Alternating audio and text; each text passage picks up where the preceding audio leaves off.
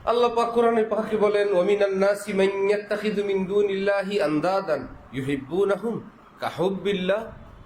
আমাকে বাদ দিয়ে পৃথিবীর অনেক মানুষ অন্যান্য বস্তুকে আমার মতোই ভালোবাসে। যেই ভালোবাসা পাওয়ার হকদার আমি, ঠিক আমার জায়গায় তারা অন্যকে আমার মতোই ভালোবাসে। এরা সব মুশরিকিন, অন্যান্যরা। ওয়াল্লাযীনা আমানু, যারা মুমিনিন, আশাদ্দু হুব্বান লিল্লাহ, তারা তো সবচেয়ে বেশি আমাকে ভালোবাসে।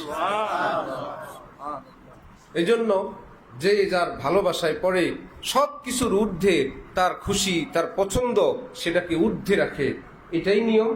মান আহাব্বা শাইআন আকসারা যিকরাহু, যে যাকে ভালোবাসে তার আলোচনা, তার জিকির, তার কথা শুনতে বলতে তার কাছে বেশি ভালো লাগে।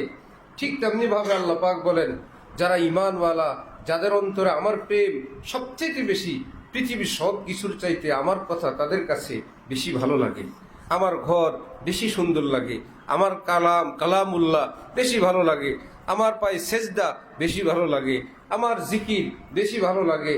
তাদের জীবন দেখলেই বোঝা যায় এরা দিওয়ানা। কোরআনে পাকে রব্বুল আলামিন বলেন, সীমাহুম ফি বুজুহিহিম মিন আসারিস সুজুদ, চেহারা দেখলেই দেখবা সেজদার নূর ঝলমল করছে।